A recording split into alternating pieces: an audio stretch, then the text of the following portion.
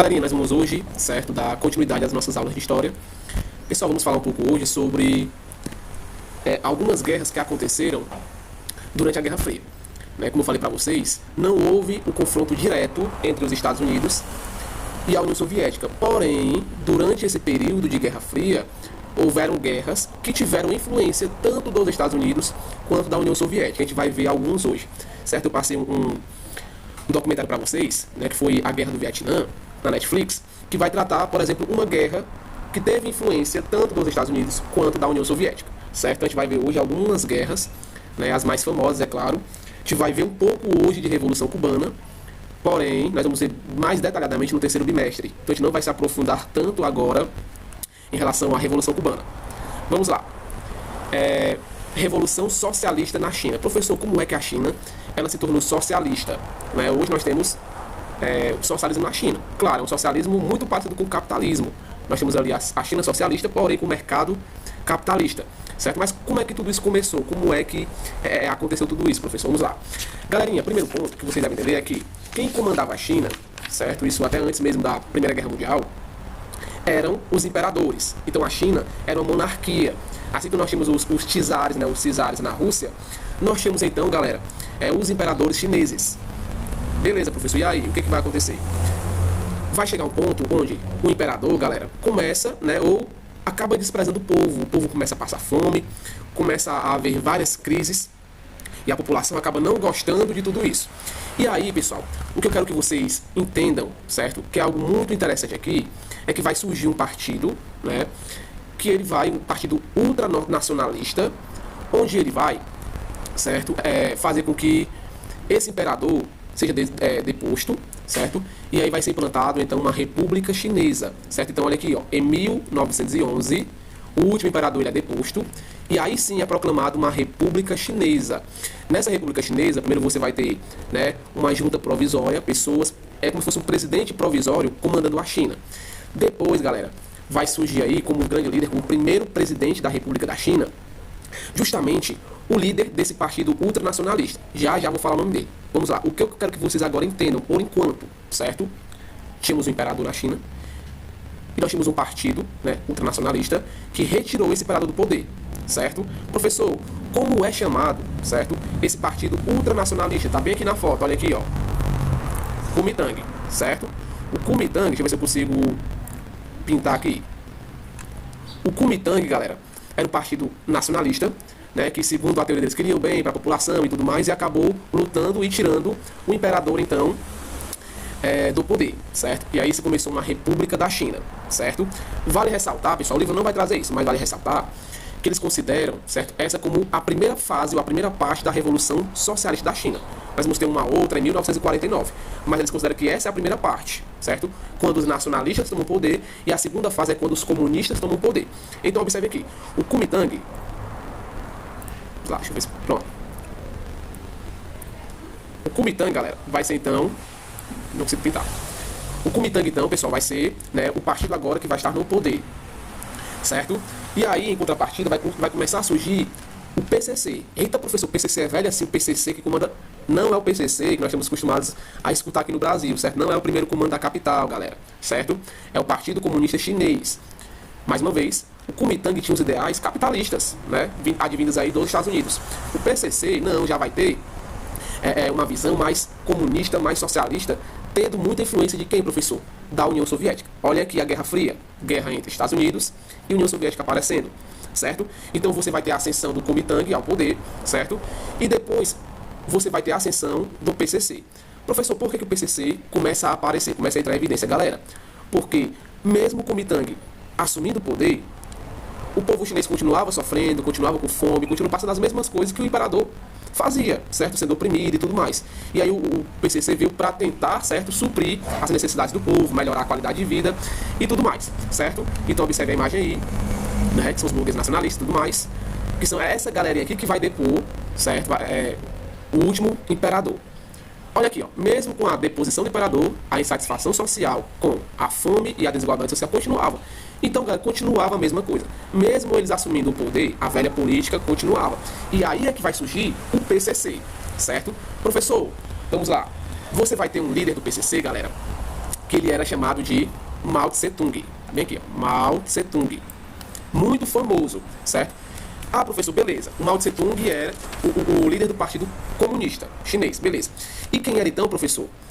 O líder do Kuomintang, certo? Sun Yat-sen. É esse camarada que ele vai se tornar o primeiro presidente da China. Depois dele, galera, isso que é interessante. Por quê? Toda essa briga, essa confusão entre os dois partidos, né, entre o Kuomintang e o PCC, vai surgir, certo? Não com Sun Yat-sen, certo? Vai surgir com Chiang Kai-shek, certo? Que vai assumir depois de Sun Yat-sen, certo? Então, primeira coisa, dois partidos agora estão se confrontando. Porque um depois o imperador, mas continua na mesma, e o outro agora quer a melhoria tomando o poder, né, que é o PCC, sob a liderança de Mao Tse-tung, certo? Nunca esqueça esse não, porque vai ser esse cara que vai de fato implantar o comunismo na China, certo? Aqui, ó, defendia a implantação de um regime socialista na China. Vamos lá. Beleza, professor, e aí? Olha aí, galera, então eles ficavam em constantes guerras, mais uma vez. O Sun Yat-sen, ele vai morrer, e quem vai assumir o poder vai ser o Chiang Kai-shek, que é um outro líder do Kuomintang. Vamos lá. E eles vão estar em constantes guerras. Porém, vai ter um acontecimento onde vai ter uma pequena trégua. Qual é a trégua, professor? Vamos lá.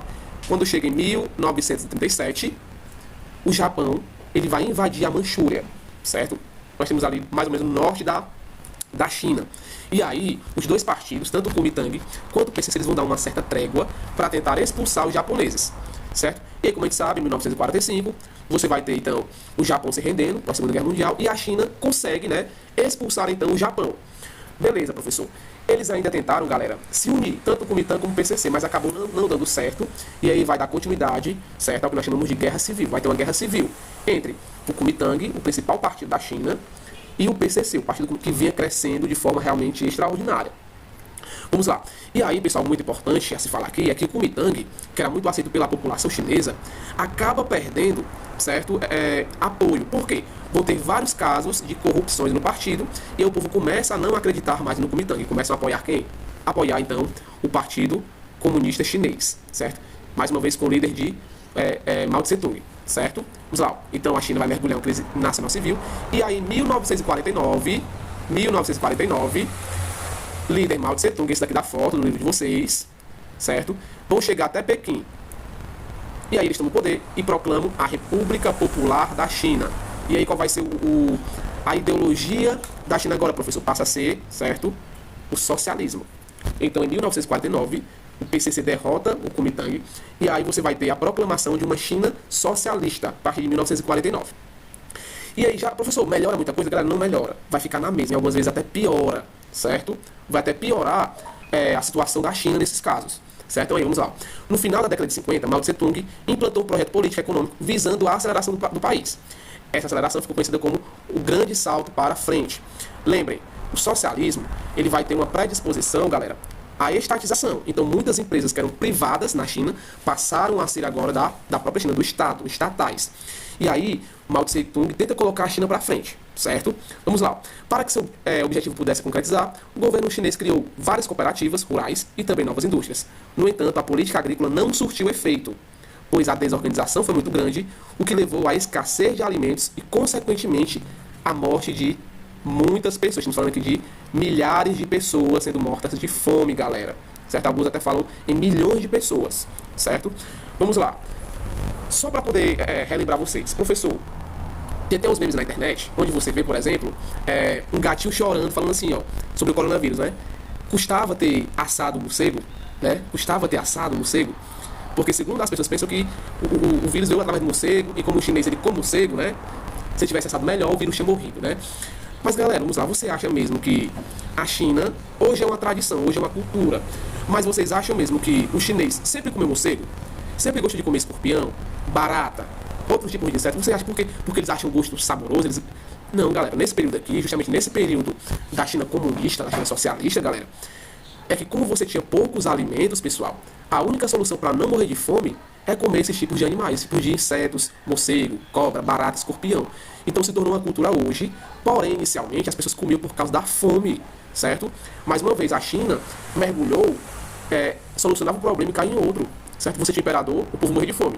Entrou o Kuomintang, o pessoal começou passando fome do mesmo jeito. Entrou o PCC, pessoal passando fome do mesmo jeito. Então, assim, não mudou nada. Por mais que você tivesse projetos para poder acelerar a China, não adiantava de nada, pessoal. E esse era o grande problema. O povo continuava passando fome. E, galera, vocês têm que tirar uma coisa da cabeça, certo? Nunca vai existir um líder como se fosse o Messias, que vai salvar o povo. Galera, isso não existe, pessoal. Isso não existe. Qualquer líder, qualquer presidente, qualquer coisa que suba ao poder, esse cara sempre vai ficar rico. A família dele sempre vai ficar rica. As pessoas que estão próximas dele vão se tornar ricos. E o povo vai continuar sendo pobre, galera. Não adianta. Algumas vezes eu vejo as pessoas brigando por um, por outro, por não sei o quê. Vai dar no mesmo, pessoal. Vai alterar alguma coisinha ali, mas de forma geral, o líder sempre fica muito rico e o povo sempre vai continuar muito pobre. Então, vai acabar quase que na mesma, certo? Vamos lá. Com a crise, as críticas também vieram e o governo se enfraqueceu diante da população. Para tentar recuperar sua imagem e a confiança da população, Mao Tse-tung lançou seu novo programa de governo chamado de Revolução Cultural, certo? Vamos lá. O que foi isso, professor? Essa revolução era um programa que tinha uma visão de combater a influência do Ocidente sobre o Oriente, certo? Então eles doutrinavam realmente, ideologicamente, a população, né, para pensar, não, o capitalismo é muito ruim, né? A cultura ocidental, a cultura dos Estados Unidos, dos americanos, dos franceses, dos ingleses são horríveis, né? Então esqueçam isso, pense, o comunismo é tal, é isso, é muito bom e tudo mais. Então você tinha uma grande influência ideológica sobre o povo chinês, certo? E aí você vai ter até um livro chamado Livro Vermelho, que vai tá justamente nesse livrinho as condutas, o que deve ser feito, como é que funcionava e tudo mais, certo? E aí, pessoal, em 1976, certo? Você vai ter a morte de Mao Tse-tung, vai chegar um novo líder, né? Você vai ver o Xiaoping, porém, ele não vai continuar com toda a política de Mao Tse-tung. O que ele vai fazer? Beleza, nós vamos continuar socialistas, porém, vamos abrir o mercado, certo? É por isso que hoje você vai ter o quê? Made in China, você pega uma caneta e lá, Made in China. Uma bolsa, Made in China. Você pega um boné, Made in China. Por quê? Porque já a partir de Xiaoping, galera, o mercado socialista da China passa a ser um mercado capitalista, um mercado aberto que pode tanto vender produtos para outros países, como também receber empresas e produtos de outros países. Ok? Vamos lá. Então é basicamente isso. Não se preocupe que a gente vai ver isso daqui mais detalhadamente depois. Certo? A Guerra do Vietnã. Galera, nós não vamos tratar sobre isso nesse assunto para o vídeo não ficar muito grande, certo? Mas como vocês já assistiram, então, o vídeo que eu passei para vocês, então vai ficar mais ou menos clara para você ver ali a crueldade do colonialismo francês, a crueldade do colonialismo norte-americano. Você vai ter uma divisão, né? Você vê claramente, galera, ali a bipolaridade no mundo. Você vê onde, professor? A gente vê tanto lá em Berlim, né, a Alemanha Oriental, como a Alemanha Ocidental, né, de um lado os Estados Unidos, de outro o socialismo, né, o capitalismo com a União Soviética.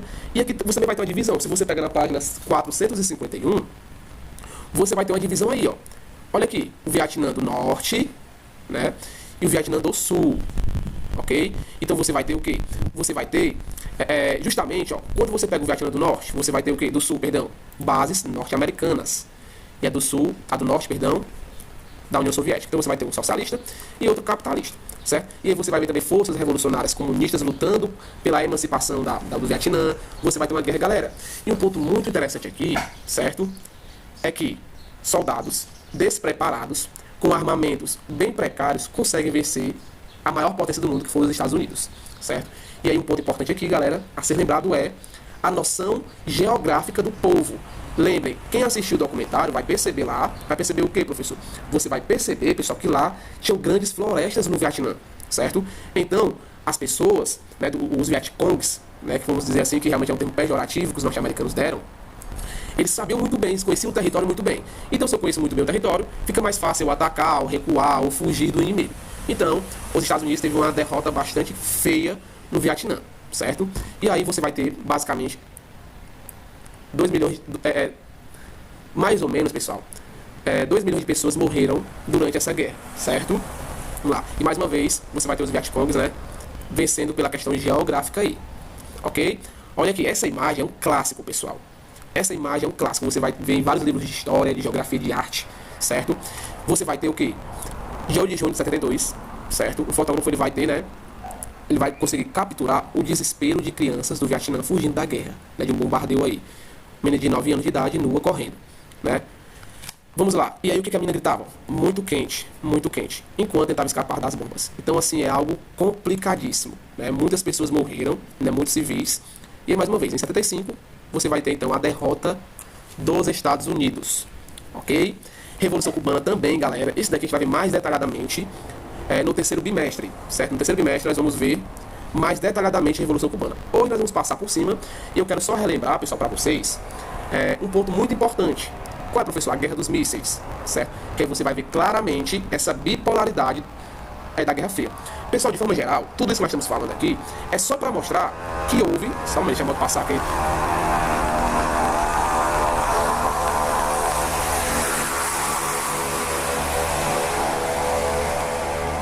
Desculpa, galera. A moto passando aqui, fazendo muita zoada. Vamos lá. Galera, tudo isso que eu estou falando para vocês, essas guerras, é só para mostrar que existia uma bipolaridade, certo? O mundo era comandado por duas grandes nações, certo? Você vê a influência, por exemplo, nós acabamos de falar na China, onde você tinha o Partido Comunista, né, totalmente aliado à União Soviética, e o partido mais ultranacionalista, o Kuomintang, mas ali tendo influência norte-americana. No Vietnã também você vai ter, certo, uma divisão, onde você vai ter, de um lado, uma região associada ao capitalismo e a outra ao socialismo, a União Soviética, certo? Na Revolução Cubana vai ser a mesma coisa. A gente vai ver depois, pessoal, que Cuba inicialmente, certo? Ela era muito associada aos Estados Unidos.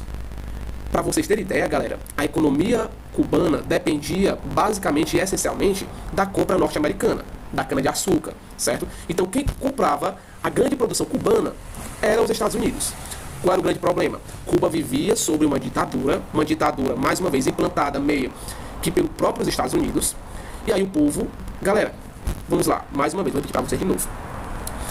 Por mais que algumas pessoas não queiram, mas ditadura, ela é ruim para qualquer pessoa. Ah, professor, a ditadura militar, a ditadura do Brasil, cívico-militar do Brasil, ruim, galera, ruim. Ah, a ditadura da Argentina, professor, também, do Chile, também ruim, certo? Então nós vivíamos ali, os cubanos viviam, perdão, em uma ditadura. Então era ruim. Por quê? Mais uma vez, o líder tinha muito dinheiro, mas o povo passava fome. O povo não tinha terra, não tinha como trabalhar e tudo mais.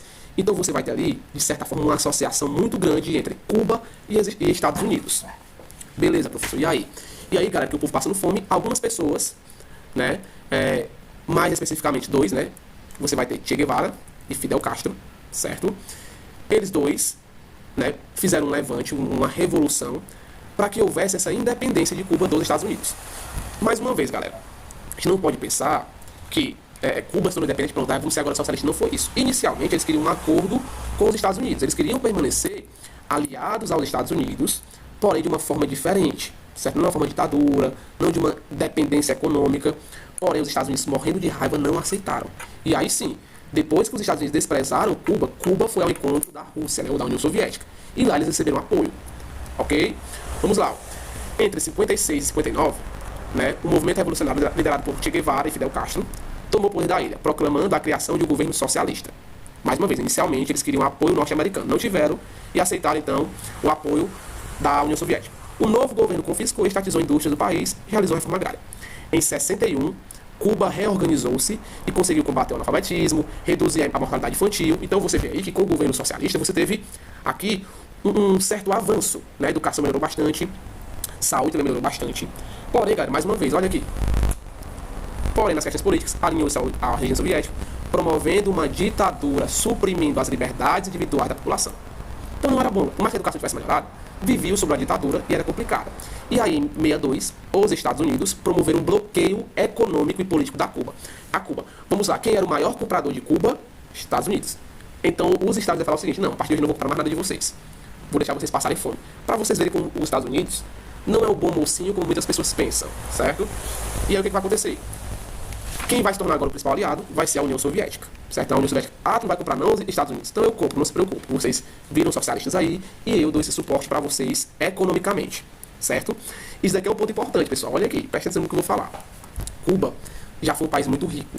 Por quê, professor? Porque como Cuba tinha o suporte da União Soviética, o suporte econômico, era como se fosse da seguinte maneira, galera. A gente vai ver isso mais detalhadamente, mas vamos lá. É como se você tivesse um amigo. Então eu tenho um amigo que ele compra uma roupa de mim por R$10, por exemplo. Certo? E aí esse amigo fala assim: olha, não vou comprar mais roupa de tu não, porque tu se revoltou contra mim. Aí viesse um outro e falava assim: cara, é o seguinte, eu vou comprar todas as tuas roupas e vou comprar por R$15. Valendo mais do que o preço que ele vendia normalmente. Foi isso que a União Soviética falou. Fez, né? Os Estados Unidos não queria mais comprar a mercadoria dos cubanos. A União Soviética vem e paga a mais para dar apoio. Certo? Então você vai ter um país muito rico. Professor, e quando é que Cuba se torna pobre? Galera, hoje Cuba é país. Se a gente fosse colocar, não existe mais essa nomenclatura, mas se fôssemos colocar, seria um país de terceiro mundo. Certo? Por mais ter tido avanço na educação e tudo mais, ainda é um país muito pobre, galera. Muito pobre. certo? E até pouco tempo, no caso até hoje, vive também sobre um governo ditatorial, certo? Não é por acaso que muitos cubanos, quando vão jogar os Jogos Olímpicos em outros países, eles viram refugiados, não querem voltar para Cuba, certo? Vamos lá. E aí, quando é que Cuba fica muito pobre, professor? Quando em 1991, nós vamos ver isso também, 1991, certo? A União Soviética acaba e automaticamente vai acabar o apoio a Cuba. Esse dinheiro, essas compras não vai vir mais da União Soviética. Então você vai ver que a renda de Cuba cai muito e acaba se tornando um país, como outro qualquer, muito pobre. Ok? Vamos lá, a gente vai ver isso aqui melhor depois. Isso aqui nós vamos ver também, certo? E um ponto importante que eu quero que vocês saibam, certo? Cadê? Ó, vamos lá. Cuba buscou aproximação com o governo de Moscou, que imediatamente instalou mísseis na ilha apontados para os Estados Unidos. Anotem aí, isso é chamado de Guerra dos Mísseis. Professor, o que diabo foi isso? Vamos lá. Você vai ter a aliança entre Cuba e União Soviética, certo? Quando você pega Cuba e Estados Unidos, galera, ficam muito próximos. Algumas pessoas fogem de Cuba para ir para Miami de canoa. Dá para você ir de canoa de Miami para os Estados Unidos, tão perto que é, porque é uma ilha, Cuba, certo? Vamos lá. O que foi que a União Soviética fez, galera? A União Soviética colocou mísseis apontados para os Estados Unidos lá em Cuba. E aí, os Estados Unidos, né, acabou percebendo tudo isso. E aí fez o quê? Foi lá na Europa e instalou mísseis na Turquia apontados para a União Soviética. E falou o seguinte: ou você tira os mísseis lá de Cuba, ou então ataca vocês também. Só um momento de novo, pessoal.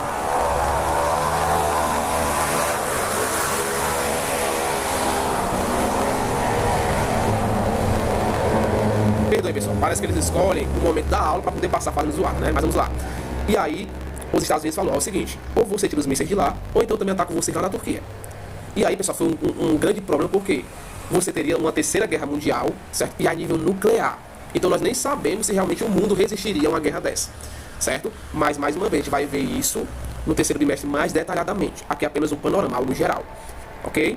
Vamos lá, Guerra dos Mísseis, não esqueçam. Vamos lá, aqui você também vai ter a Guerra das Coreias, né, da Coreia. Essa Coreia toda aqui, pessoal, era uma só, e aí ela foi dividida em duas partes. A Coreia do Norte você vai ter como hoje, né? Você vai ter o quê, professor? Lá você vai ter o socialismo aliado, então, à União Soviética. E ao sul você vai ter o capitalismo associado aos Estados Unidos, ok? E aí você vai dar uma lida nisso daqui. Nós vamos falar muito depois sobre tudo isso daqui, né? Mas o que eu quero que vocês tenham mais importante aqui, pessoal, é justamente a Revolução Cubana e a Revolução Chinesa, certo? Você entendendo essas duas partes, isso já realmente cai muito em prova, né? E também um pouco da Guerra do Vietnã.